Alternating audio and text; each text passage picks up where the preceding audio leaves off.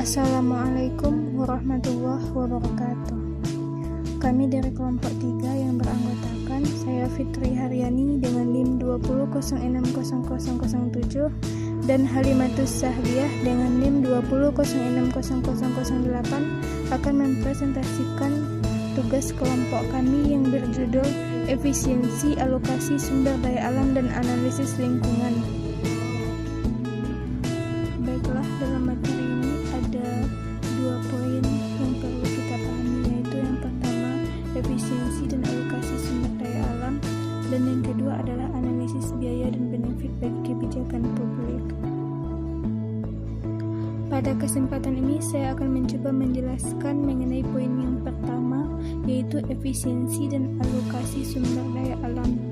Efisiensi sumber daya adalah bagaimana menciptakan penggunaan sumber daya terbaik untuk memaksimalkan kesejahteraan masyarakat. Alokasi sumber daya dikatakan efisien apabila sumber daya tersebut tidak bisa ditransfer pada penggunaan yang lain sehingga mengakibatkan seseorang menjadi lebih baik atau sejahtera, dan pada saat yang sama tanpa mengakibatkan hal yang lainnya mengalami kemunduran.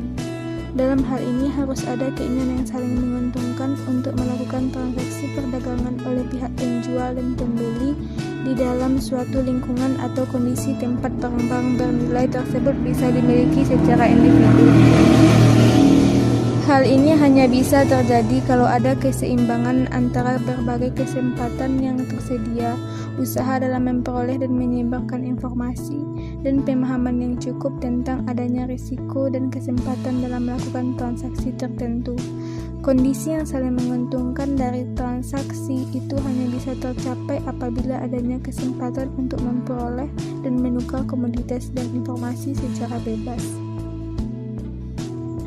Dalam kajian efisiensi sumber daya alam ini ada 3 bentuk efisiensi, yaitu yang pertama efisiensi ekonomi statis atau disingkat dengan ES, yang merupakan kriteria ekonomi normatif utama untuk memilih di antara beragam alokasi yang sama dan pada waktu tertentu. Efisiensi ekonomi statis ini ada 3, yaitu surplus konsumen, surplus produsen, dan keuntungan bersih. Selanjutnya ada efisiensi dinamis. Efisiensi dinamis ini berbeda dengan efisiensi statis. Efisiensi dinamis tidak hanya berkaitan dengan biaya dan keuntungan saja, tetapi juga faktor waktu. Dan yang ketiga ada efisiensi sosial, yang mengacu pada teori ekonomi kesejahteraan. Terbagi menjadi 3 juga, yaitu biaya privat dan biaya sosial, benefit privat dan benefit eksternal, dan benefit sosial bersih. Baiklah, kemudian saya akan mencoba menjelaskan mengenai efisiensi ekonomi statis. Seperti yang telah disampaikan sebelumnya, bahwa dalam efisiensi ekonomi statis ini ada 3 bentuk, yaitu yang pertama surplus konsumen. Ini merupakan gambar kurva pasar keseimbangan tenaga kerja yang menunjukkan surplus konsumen. Dalam gambar ini bisa kita pahami bahwa konsumen akan membeli barang lebih banyak jika harga barang tersebut lebih rendah, dan sebaliknya konsumen akan membeli jumlah yang lebih sedikit jika harga yang harus dibayar lebih tinggi.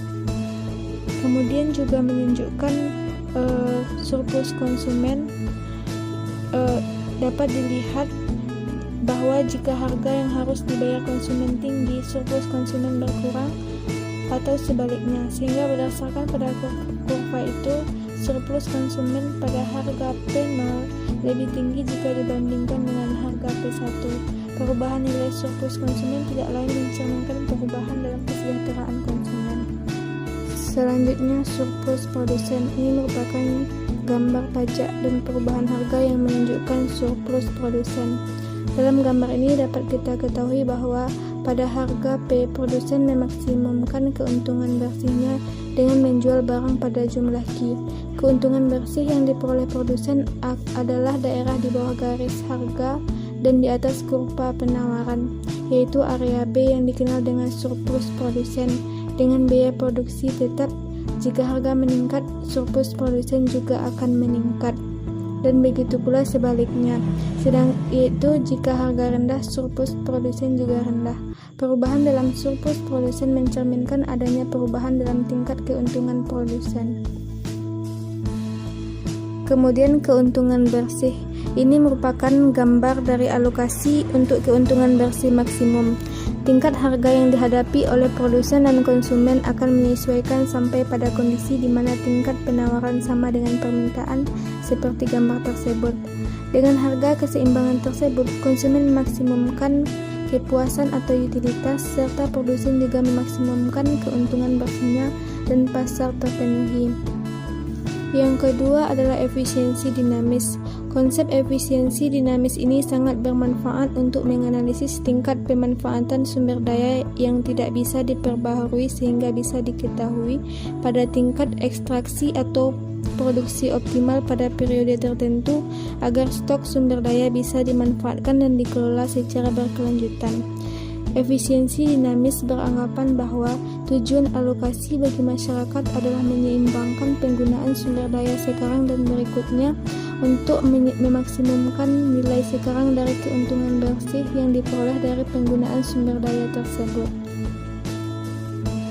Dan yang terakhir adalah efisiensi sosial. Dari sudut pandang masyarakat secara keseluruhan, produksi dikatakan berada pada tingkat yang efisien ketika benefit marginal sama dengan biaya produksi marginal, yang sekaligus juga mencerminkan maksimum benefit pada kondisi pasar persaingan sempurna. Akan tetapi, efisiensi ini tidak membedakan orang per orang karena pada dasarnya berasumsi nilai uang Rp1.000 pada seseorang sama dengan nilai pada orang lainnya. Akan tetapi, pada kenyataannya, benefit yang besar justru dinikmati oleh orang yang kaya dengan biaya yang kadang-kadang harus ditanggung oleh orang-orang yang miskin. Adapun pembagian dari efisiensi sosial ini ada 3, yaitu biaya privat dan biaya sosial. Biaya sosial ini bisa kita peroleh dengan menjumlahkan biaya privat dan biaya eksternal atau biaya lingkungan. Kemudian benefit privat dan benefit eksternal. Benefit ini terkait dengan sesuatu yang membuat seseorang menjadi lebih baik, baik secara sosial maupun secara ekonomi. Dan yang ketiga yaitu benefit sosial bersih, kita peroleh dengan mengurangi benefit sosial dan biaya sosial. Baiklah, sekian untuk pembahasan poin yang pertama, dan pembahasan selanjutnya akan dijelaskan oleh Halimah. Poin yang kedua yaitu tentang analisis biaya dan benefit bagi kebijakan publik. Ada 7 tipe analisis dan prosedur riset. Yang pertama, analisis dampak lingkungan atau AMDAL. Yang kedua, analisis dampak ekonomi. Ketiga, analisis efektivitas biaya. Keempat, penilaian kerusakan. Kelima, penilaian risiko. Keenam, analisis risiko, dan ketujuh yaitu analisis benefit dan biaya atau cost benefit analysis yang disingkat dengan CBA. Nah, dari ketujuh tipe analisis di atas, CBA lah yang dianggap sebagai alat analisis yang cukup representatif dan komprehensif untuk pengambilan keputusan, terutama untuk program atau kebijakan publik. Hal ini dimungkinkan karena CBA juga bisa mengakomodir faktor risiko dan ketidakpastian, biaya dan benefit lingkungan, dan banyak aspek yang dilakukan oleh alat analisis yang lain. Pada bagian ini, kita hanya akan membahas secara khusus tentang CBA sebagai alat penting dan populer dalam pengambilan putusan bagi program atau kebijakan publik, termasuk dalam kaitannya dengan analisis kebijakan lingkungan. Cost Benefit Analysis atau CBA memiliki 2 jenis kepentingan dalam penerapannya. Yang pertama, bagi para praktisi ekonomi yang berada dalam lembaga pemerintah dan non-pemerintah yang mengembangkan teknik, mencoba menghasilkan data yang lebih baik dan memperluas cakupan analisis yang ada. Yang kedua, bagi kalangan politisi dan pegawai pemerintah yang telah mengeset aturan dan prosedur penggunaan CBA untuk pengambilan keputusan publik. Poin A, konsep perbaikan Pareto potensial. Dalam konsep ekonomi kesejahteraan, suatu alokasi, misalnya tingkat produksi, dikatakan terjadi peningkatan Pareto atau Pareto improvement Jika suatu perubahan mengakibatkan paling tidak ada salah satu anggota masyarakat menjadi lebih baik dan tidak ada satupun anggota masyarakat mengalami kemunduran atau rugi. Intinya, kriteria perbaikan Pareto mensyaratkan bahwa perubahan dalam kesejahteraan orang harus diukur oleh keinginan untuk membayar atau willingness to pay, yaitu sejumlah uang yang ingin dibayar untuk benefit proyek tersebut dan jumlah yang ingin diterima sebagai kompensasi bagi kerugian yang ditimbulkan terhadap mereka. Poin B, penerapan CBA. 1. Tahapan penerapan CBA. Dalam penerapan CBA ada 4 tahapan. Tahapan pertama adalah menspesifikasikan dengan jelas proyek atau program yang akan dinilai. Pada tahap ini dilakukan spesifikasi yang lengkap tentang unsur-unsur utama dari proyek atau program tersebut yang mencakup lokasi, waktu, kelompok yang terlibat, hubungannya dengan program lain, dan seterusnya. Tahapan kedua adalah mendeskripsikan secara kuantitatif mengenai input dan output dari proyek atau program tersebut. Setelah melakukan spesifikasi program dan proyek utama, langkah berikutnya adalah menentukan aliran input dan output yang relevan. Selanjutnya, tahapan ketiga. Dalam tahapan ketiga ini, kita mengestimasi biaya sosial dan manfaat sosial dari input dan output tersebut, yaitu dengan memberikan nilai pada komponen input dan output dari program atau proyek tersebut untuk mengestimasi nilai manfaat dan biaya masa depan. Tahapan yang terakhir yaitu kita membandingkan manfaat dan biaya tersebut dalam konteks analisis CBA dengan menginternalisasikan biaya eksternal dan benefit eksternal itu dikenal dengan istilah The Extended Social Cost Benefit Analysis atau ECBA. Sebagai CBA yang diperluas dari suatu proyek yang dihitung dengan formula berikut. Dapat dilihat pada gambar, di mana NPF merupakan nilai saat sekarang, BT benefit pada tahun T, CT biaya pada tahun T, DT benefit eksternal pada tahun T, dan ET biaya eksternal pada tahun T. R merupakan tingkat bunga sosial atau social discount rate, dan yang terakhir T merupakan waktu. Yang kedua, analisis CBA atau data hipotetis. CBA digunakan untuk menilai kelayakan suatu proyek atau kebijakan publik dengan menggunakan kriteria-kriteria yang telah dijelaskan sebelumnya. Untuk mengevaluasi kelayakan suatu proyek atau kebijakan publik dilakukan dengan penghitungan apakah kriteria pengambilan keputusan memenuhi syarat. 3. Perbedaan CBA dengan evaluasi proyek swasta. Ada 6 perbedaan yang terdapat antara CBA dan evaluasi proyek swasta. Poin yang pertama yaitu ruang lingkup biaya dan benefit. Tidak hanya biaya dan benefit finansial, tetapi juga biaya dan benefit lingkungan.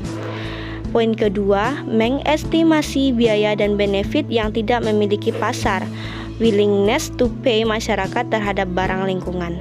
Yang ketiga, analisis swasta lebih mengacu pada memaksimumkan benefit bagi perusahaan, tetapi CBA menganalisis semua kelompok stakeholder yang dipengaruhi oleh proyek. Poin keempat, pembayaran transfer baik pajak dan subsidi tidak dimasukkan dalam CBA karena hal itu dipandang bukan merupakan cash flow.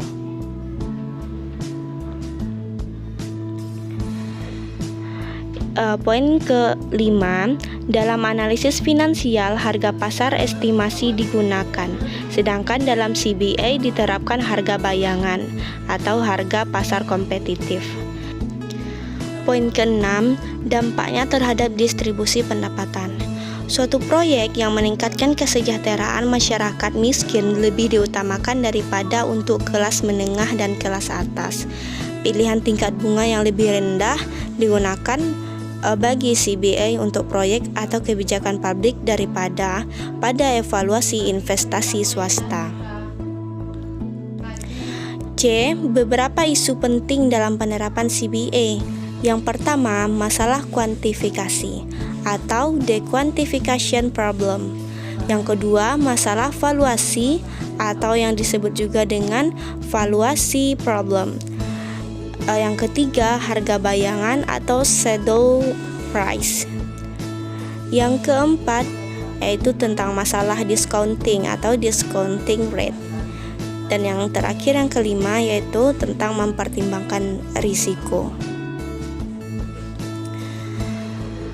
Keterpaduan dan harmonisasi antara pembangunan ekonomi dan lingkungan adalah suatu keharusan jika ingin mewujudkan pembangunan yang berkelanjutan, sehingga dalam mengambil keputusan bagi kebijakan ekonomi harus menginternalisasikan dampak lingkungan dan biaya sosial atau eksternalitas dalam analisis ekonominya. Sekian presentasi dari kami. Mohon maaf jika ada kesalahan dan terima kasih telah menonton.